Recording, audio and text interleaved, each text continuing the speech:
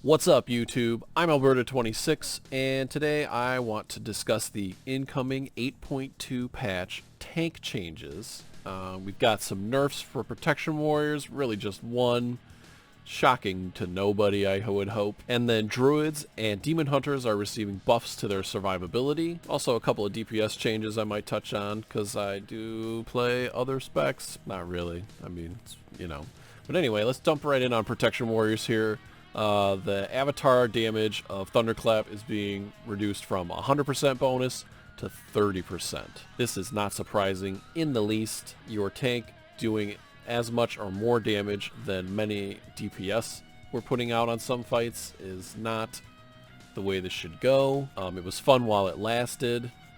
Even I got in on it, of course, you know, but when there's like no variety of tanks in the MDI, and when your tank is just putting out so much damage over geared DPS, you know, the nerf was going to happen. So I'm not surprised at all. I hope this is the right number. It was originally 50%, and now it's down to 30%. I guess we'll see. I hope this is the right number. Scrolling on up, I'm on Wowhead's page here. I will link this in the description. Love you guys at Wowhead. Thank you for making this page. This is not my page. Guardian Druid. Druids in general, they made this change where when you're in your specs like main form, so for Guardian Bear, for Feral Cat, etc., you're able to cast the contextual spells like Soothe and Remove Corruption and Moonfire and stuff, but then like a Guardian Druid in cat form is not going to be able to cast Soothe in cat form. I'm okay with this change. It makes sense to me. I'm fine with that. This Frenzied Regen buff, you see it's up to 33%. I think it's at 24% on live right now. I don't know if this is the change that Frenzied Regen needs. For me personally, I'd like to see it off the global cooldown, or I'd like to see it scaling with damage taken again. I think scaling with damage taken was probably my favorite iteration. Variety is the spice of life. Hopefully they come up with something more interesting to do with it. Iron Fur. So rage cost of Iron Fur down to 40 from 45 rage. Now maximum of 8 stacks. I'm not sure about the maximum 8 stacks thing is going to make a noticeable difference, but depending on your Azurite traits, you know, that may matter. I do think the rage reduction is helpful. The developer's notes kind of say it all here. Having a high uptime on Iron Fur was a little tricky, especially depending on your spec. It was almost prohibitively expensive to do at the beginning of the fight. You know, coming right out the gate, there were some pulls where I just felt like I had to blow a cooldown to begin the fight, which if that's how Druids are going to be, maybe Barkskin needs 2 charges or something. That's probably not the right answer, but you know, making the ramp up time for Druids better, I think that's the right move, and you can totally see that that's the move because Iron Fur got reduced rage cost, and then also the amount of rage you generate from bear form, shapeshifting into bear form, went up slightly. So they're trying to bring it closer to where there's less of a gap when you start the fight and when your mitigation is going, and then maintaining that mitigation. So it's a step in the right direction. They also did buff the thrash damage a little bit. I don't know if it's enough. Single target damage for bears is pretty bad right now. I could go on a small rant about this.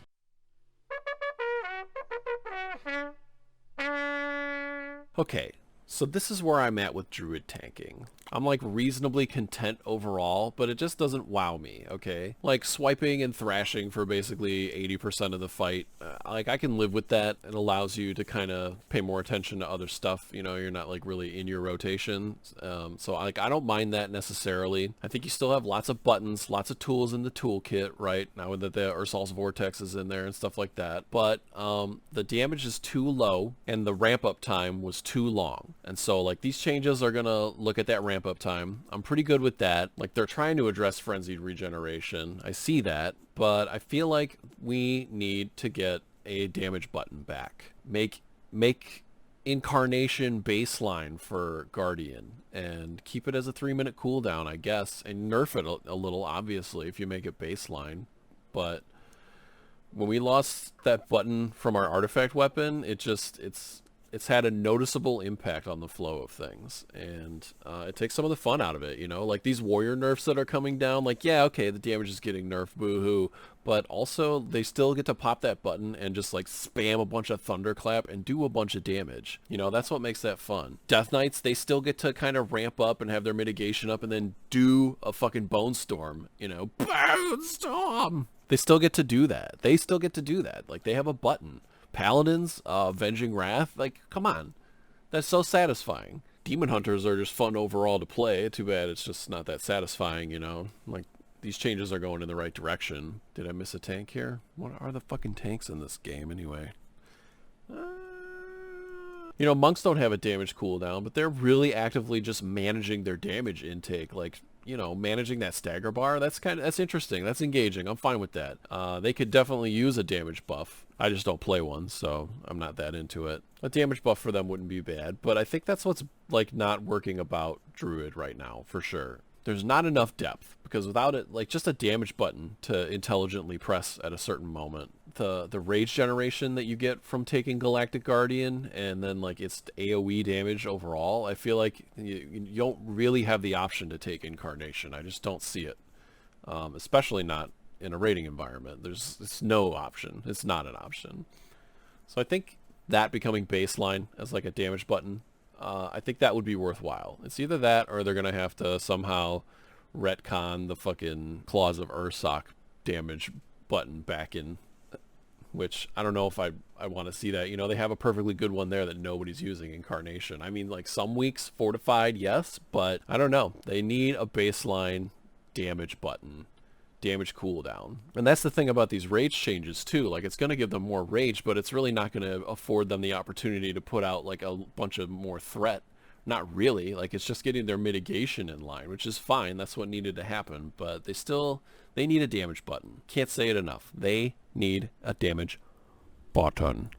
They need a damage button. That's what I think about Druids right now. It's going to lay it out right there. And let me tell you, I play Druid a lot. I like Druid a lot. I've been playing my Death Knight more right now, though. Death Grip is pretty sweet. And I've been playing my Warrior because I thought I'd get in him before they nerfed it.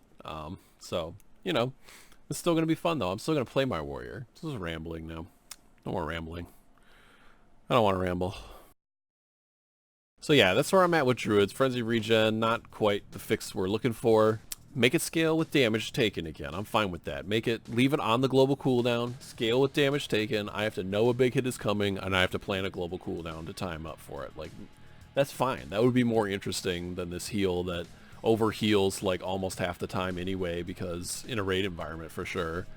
But the Ironfur change is good. Let's not miss this Maul change right here. That's fine too, you know. I would like to be spending more rage. I don't know if the answer would be to make me generate more rage or just to reduce the cost of things. I think bringing the costs down slightly was the right move. We'll see.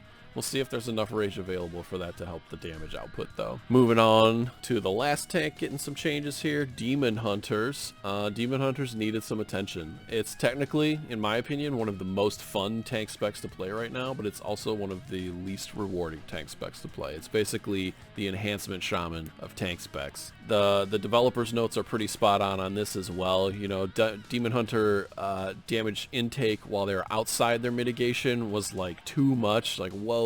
Is this guy a rogue? Like, he's wearing leather, so maybe. They were taking too much damage outside their mitigation, and then, you know, it was really narrowed in their mitigation, like mitigation up. It was like not even a worry for them. So it's too spiky, you know. It's not like your healer is watching your demon spikes. I mean, I hope not. That'd be ridiculous.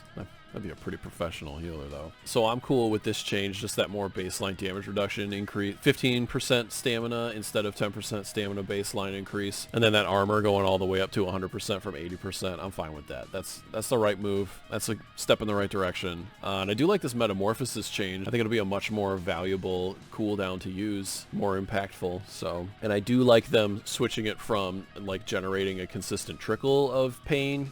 I do like seeing it generate more pain when you're using your abilities. You know, I don't like the passive stuff. I like active stuff. So I'm cool with that. I'm into that. This Soul Cleave damage buff, I'm not sure if this will be too impactful. I mean, it does make it more attractive than Spirit Bomb to use, depending on your situation, you know. It ought to be that you want to keep your Spirit Bomb buff up, but it should be that Spirit Bomb is like that much more attractive than Sheer, I don't think. So this looks like a good move to me as well. Will it be enough? I'm going to find out, that's for sure. So yeah, that sums up that. Nerf to a tank that needed a nerf. All things, you know, if you're being fair, they needed a nerf, that's fine.